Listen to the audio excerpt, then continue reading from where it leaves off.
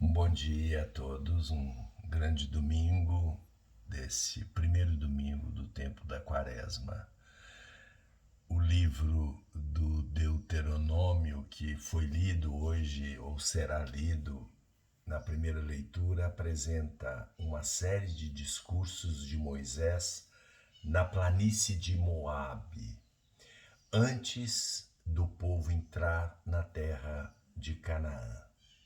O trecho de hoje antecipa o que Israel deve fazer em ação de graças, em Eucaristia, Eucaristia no sentido específico da palavra, não no sentido de hoje.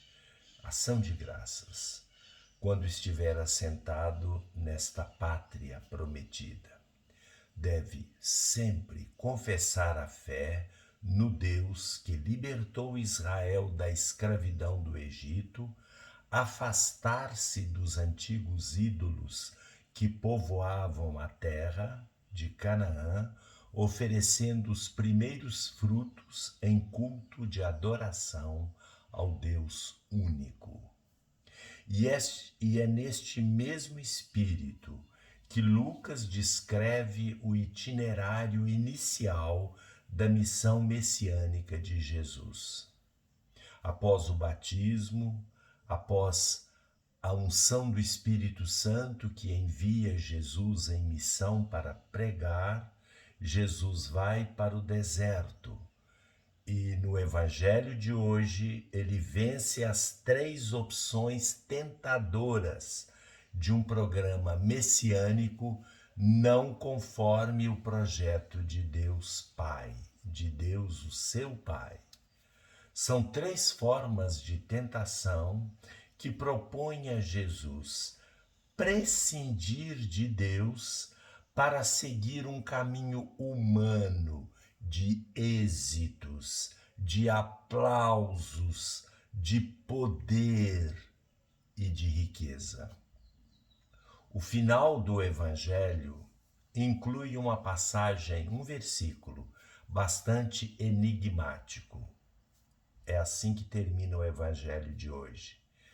Terminada toda a tentação, o diabo afastou-se de Jesus para retornar no tempo oportuno.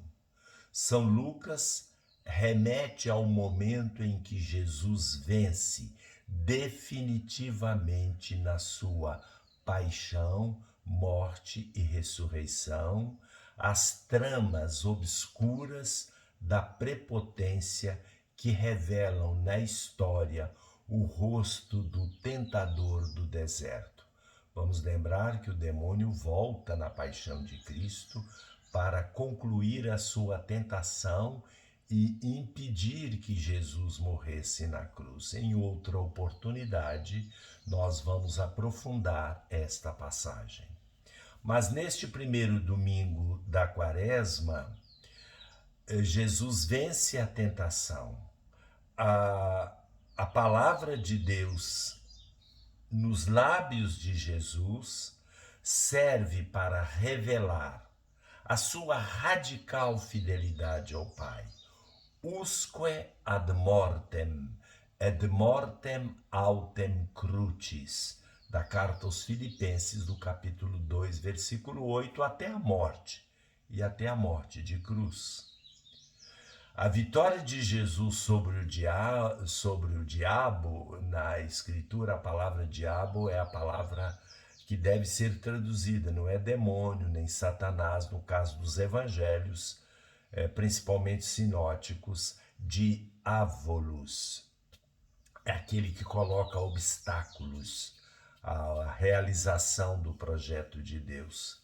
Então a vitória de Jesus se dá através de uma profunda familiaridade, amor com a palavra de Deus, a palavra dos profetas, a palavra de Deus do Antigo Testamento e que para nós hoje se completa maravilhosamente com a palavra de Jesus e dos apóstolos no Novo Testamento. A meditação da palavra de Deus é a fonte da espiritualidade da Quaresma.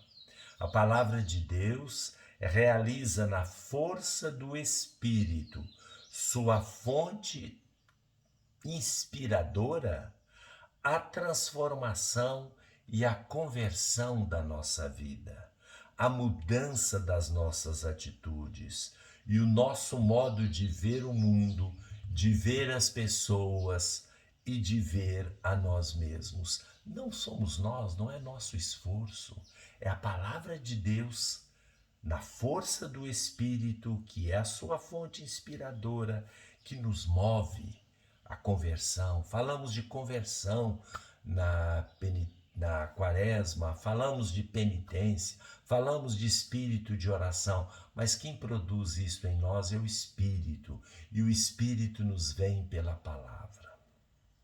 Santo Ambrósio dizia: a palavra de Deus é a substância vital de nossa alma. Ela a alimenta, a apacenta e a governa. E não há outra coisa fora da palavra de Deus que possa fazer viver a alma do ser humano.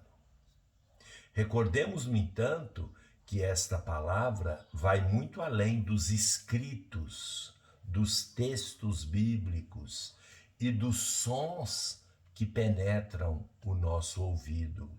Esta palavra é vida e tem força por si mesma, é capaz de nos mover para Deus, nos afastar dos nossos inimigos, de modo especial do tentador, que continuamente tramam a nossa ruína.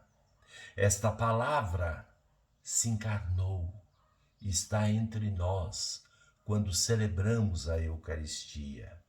É o Senhor Jesus Cristo, palavra viva do Pai, que acolhemos e recebemos pelo pão e o vinho consagrados, seu corpo por nós imolado, seu sangue por nós derramado. Louvado seja nosso Senhor Jesus Cristo.